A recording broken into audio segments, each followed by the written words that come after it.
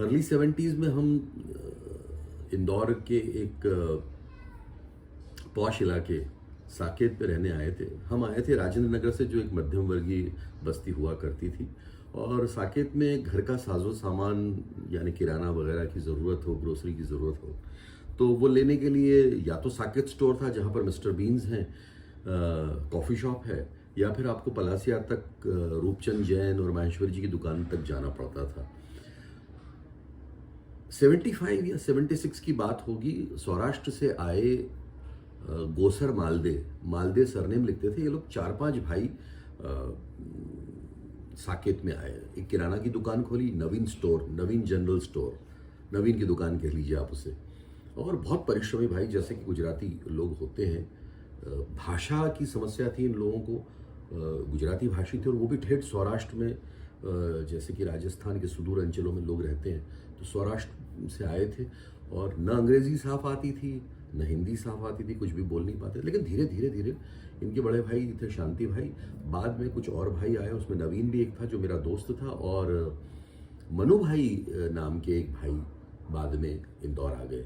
और फिर साकेत बढ़ता गया, बहुत सारी दुकानें और जमती गई यहाँ पर, और शॉप्स आ गई, रिहायशी इलाका था, रौनक बढ़ती गई। जाहिर है कंपटीशन भी बहुत बढ़ गई थी। ऐसे में नवीन स्टोर के ये जो पार्टनर्स थे भाई, इन लोगों ने होम डिलीवरी का जिम्मा मनु भाई को सौंपा। मनु भाई बहुत सीधे सरल नेक इंसान थे, न ज़्यादा भाषा जानते, न बोलना आता उनको। ढीली ढाली उनकी पैंट, एक कमीज़ पहनी हुई, और सामान लटकाया कैरियर पे, हैंडल पे लटकाया, और लेकर साकेत में दूर तक जाकर और डिलीवरी देकर आते। अब साकेत के हर घर का पता उनको मालूम था, कौन से मकान में कौन रहता है। ऊपर मल्टी स्टोरी बिल्डिंग बाद में आ गई, तो सेकंड फ्लोर पर कौन रहता है, थर्ड फ्लोर पर कौन रहता है। दिन भर साकेत में अगर लू चल रही हो, गर्मी हो, बरसात हो, मनु भाई आपको साइकिल पर घूमते घूमते धीरे धीरे अपने अंदाज में सामान की डिलीवरी करते हुए हमेशा वो बरामद हो जाते थे। हर जगह वो थोड़ी देर बाद नजर आ जाते सामान के, 3-4 लोगों के सामान की डिलीवरी होते, फिर दुकान पर आते, फिर कोई ऑर्डर आता, सामान भरते, फिर चले जाते डिलीवरी देने के लिए। कभी थकान का नामो निशान नहीं, किसी तरह का चिड़चिड़ापन नहीं। किसी घर में 3 बार जाना हो तो कोई नाराज़ी नहीं। ज़माने भर का सामान लेकर आए हों और फिर गृहिणी कह दे, मनु भाई वो 2 पार्ले जी और वो मैगी के पैकेट तो रह गए, अभी ला देता हूँ। थोड़ी देर बाद देखिए तो फिर दरवाजे पर खटखट, दीदी, भाभी, और मनु भाई सामान लेकर हाजिर हो जाते। बड़ी बड़ी प्यारी तबीयत के इंसान थे मनु भाई।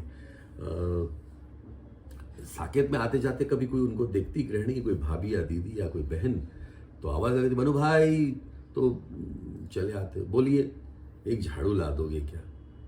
मनु भाई थोड़ी देर बाद एक झाड़ू ला कर दे देते। उनके पास में ना कहने का तो सवाल ही नहीं उठता था। सच कहूँ, अब तो ब्लिंकिट या अमेज़न या फ्लिपकार्ट, ये सारी चीज़ें हमारी ज़िंदगी के बहुत लोकप्रिय शब्द हो गए हैं। लेकिन 70 के दशक में, 80 के दशक में ब्लिंकिट, अमेज़न और फ्लिपकार्ट का पुरातन स्वरूप मनु भाई गोसर मालदे ही थे।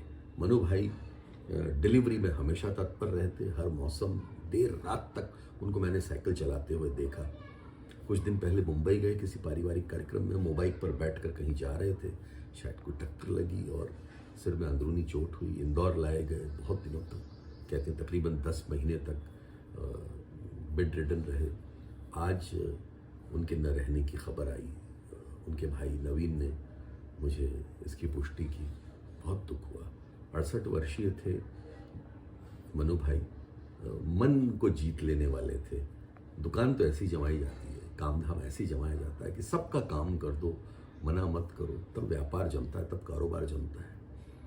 तो मनु भाई आज चले गए हैं। साकेत में रौनकें आबाद हैं, गार्डन में लोग आ रहे हैं, जा रहे हैं, सड़कों पर बहुत सारे वाहनों की आवाजाही है। सबके घर में सारा साजो सामान होगा, लेकिन मनु भाई अपना साजो सामान पैक करके एक नवीन दुनिया की तरफ चले गए हैं। आओ जो मनु भाई, आओ जो।